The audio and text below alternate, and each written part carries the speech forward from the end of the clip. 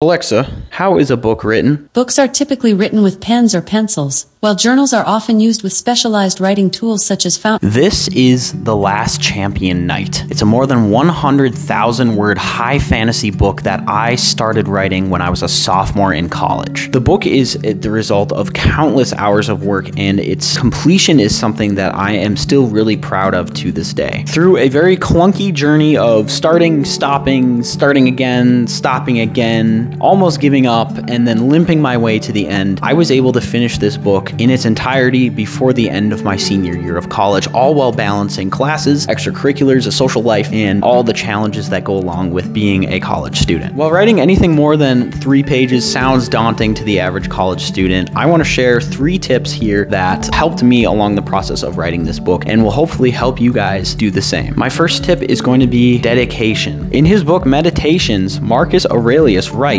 "Your principles are living things, and the constant rekindling of these is up to you." If you want to write a book or take on any sizable creative project, nobody is going to force you to do it. That drive and that motivation has to come from yourself. In order to do that, you have to be dedicated. It's going to be easy to give up in this project once it gets difficult towards the middle. The only way to counteract that is by having committed and being dedicated to seeing this project through to the end. When people get married, they wear a wedding ring on their hand all the time to signify that they are dedicated to another person. This same concept applies in any case. If you want to make a sizable dedication, you have to continually remind yourself that you have made that promise. Once you decide that you do want to try writing a book, say it out loud, tell other people, write it down, write a contract with yourself, post it on the wall, do anything that you can to remind yourself that you are committed to this goal. Another way to continue to be dedicated is by carving out dedicated time in your schedule to pursue your goal. As college students, our schedules are never set. They're always fluid. Things are always changing and moving. Especially for me, being a member of the marching band too, I was constantly dealing with different commitments to different performances and shows and things like that. For me, the way that I found time to write amidst all of that turmoil were sort of in those dead moments in between things. For example, in between classes, after meals, in the evenings, before bedtime, any of those occasions where I could even get down 50 words, 100 words, those are all pieces that can help build towards that final goal, because as they say, Rome wasn't built in a day, and your book is not going to be written in a day. Obviously, the more consistent writing time you have, the better, and that's going to allow you to get more words down sooner. But you shouldn't feel bad about not having large blocks of time to write when really you can sit down and take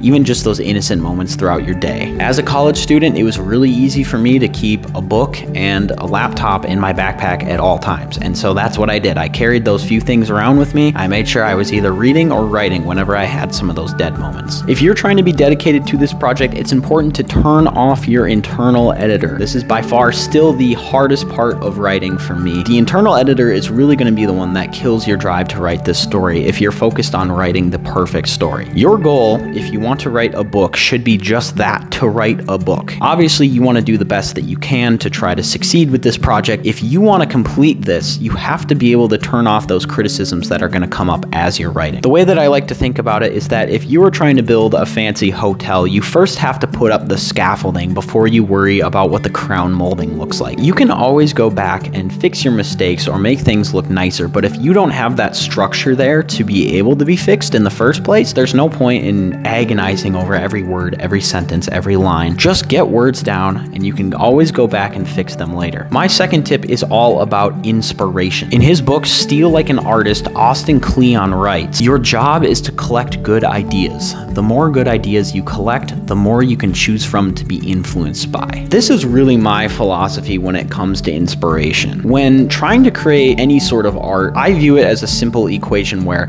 the inspiration goes in and the art comes out. And if you're not getting enough of the intake, you're not going to get enough of the outtake. I've heard from a lot of people before when they try to write substantial projects like this that I'll sit down at the computer, but I just can't think of anything. Nothing comes to mind. I don't know what to write. I have writer's block. I don't believe that there is such thing as writer's block, but I do believe there is such thing as the uninspired writer. And you may be asking yourself, what is the best way to find this inspiration? And the way I see it is that you will naturally gravitate towards the things that inspire you. For me, I was constantly taking in super rich fantasy and sci-fi worlds like Lord of the Rings and Dune. I was constantly reading fantasy books, watching these crazy extravagant movies, and those were the things that came out on the the page when I sat down to write. That's what led to the completion of this. They say that it takes a village to raise a man, and I say that it takes a library to raise a novel. If you're finding yourself uninspired, it's because you aren't taking in inspiration. It's as simple as that. Go for a run in the woods, watch a movie, read a book, listen to music, do whatever gives you joy, and you'll find that that inspiration starts flowing. My third and final tip is to stop being a learner. James Allen, in his book As a Man Thinketh, writes, "Doubt and fear are the great enemies of knowledge,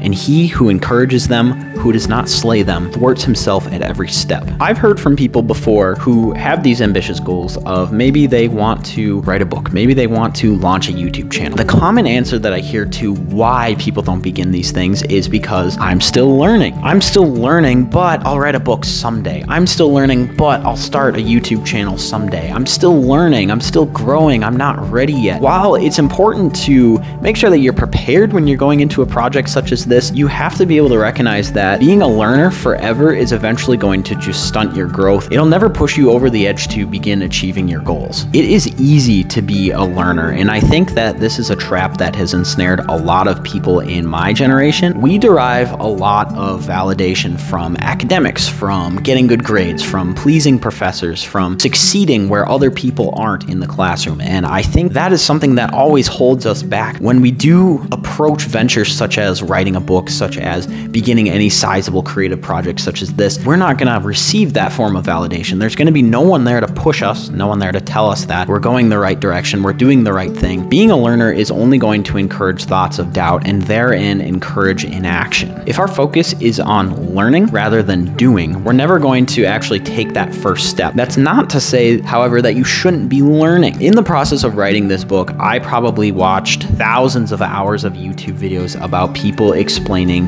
how to write things. And in addition to this, I was also not only an English major, but a journalism major as well. So I spent huge amounts of time every day listening to people talk about how to write things the correct way. These things, I think, instead of it being one or the other, like I'm a learner or I'm a doer, I think these things should be hand in hand with each other. I'm learning while I'm doing. The outcome isn't perfect, but I'm going to keep learning. I think if anything, your project should encourage your continual learning rather than preventing it as sort of a roadblock. Alexa, what advice do you have for them? I don't have an answer for that. All right, everyone. Well, I hope these tips were helpful. If you found them interesting, please do let me know down below. If you're interested in more videos about writing, about creating, about finding inspiration, do let me know those too. I'm glad to expand on any of these ideas if you found them interesting. Until then, make sure that you're reading and make sure that you're always writing.